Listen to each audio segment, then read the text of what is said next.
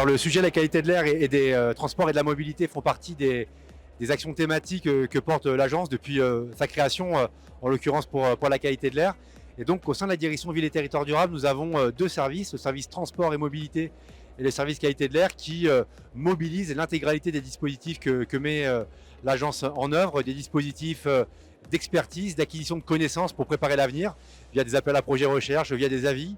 Elle mobilise également des actions d'accompagnement des politiques publiques locales et nationales via des guides, des référentiels pour soutenir des transformations en faveur d'une mobilité décarbonée, mais aussi en faveur de l'amélioration de la qualité de l'air. Et puis elle œuvre également sur l'information, le conseil, la sensibilisation de nos cibles, qui sont les collectivités, le grand public et les entreprises. Et donc de manière très concrète, nous avons sorti des études sur l'acceptabilité de la voiture en ville pour éclairer les prochains programmes des exécutifs municipaux sur des places en faveur des modes actifs et des piétons.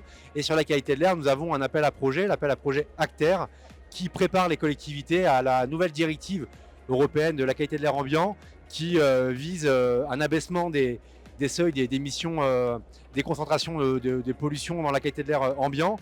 Et donc, via cet appel à projet, c'est de pouvoir accompagner les collectivités à anticiper ces nouveaux seuils en bâtissant des trajectoires, des actions dès maintenant pour améliorer la qualité de l'air.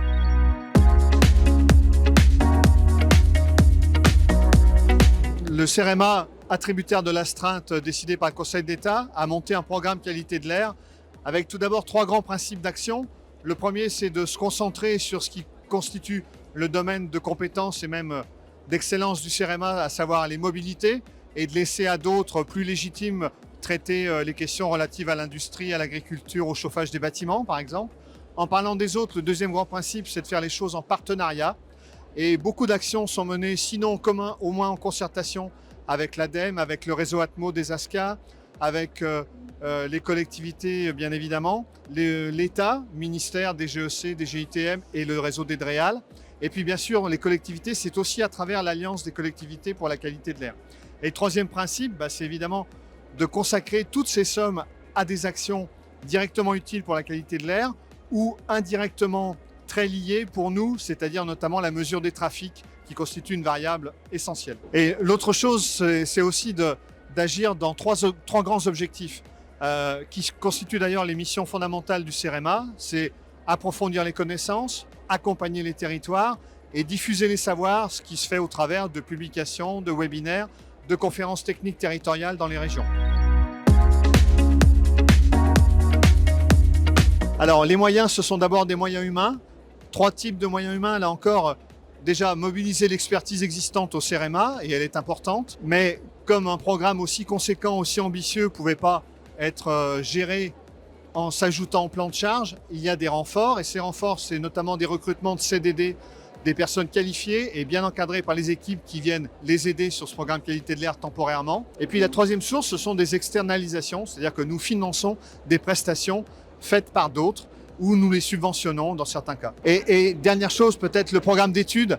C'est un programme d'études articulé en 3 volets qui constituent les 3 grandes préoccupations naturelles en matière de qualité de l'air. C'est-à-dire tout d'abord mesurer ou estimer les émissions.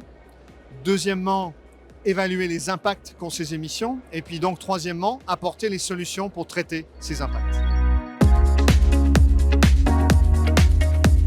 Bien sûr, alors la logistique urbaine durable, le CEREMA est partenaire du programme Interlude depuis sa naissance, qui est financé sur les certificats d'économie d'énergie. Et avec Roseau et Logistique Low Carbone, représentant les chargeurs, nous avons monté tout un programme d'appui aux collectivités, une charte en 17 actions qui se déclinent localement, mais aussi un site zfe.green très bien suivi qui permet par exemple aux professionnels, mais aussi aux particuliers, de savoir dans 12 aires déjà couvertes par une ZFEM, quels sont leurs droits, leurs dérogations, les itinéraires qu'ils peuvent couvrir en fonction de leur type de véhicule ou de leur statut professionnel. Donc ça, c'est un appui très important. Et les actions se poursuivent en matière de logistique urbaine durable, y compris pour rechercher des solutions de dernier kilomètre, des sites de transbordement, etc., des solutions collectives.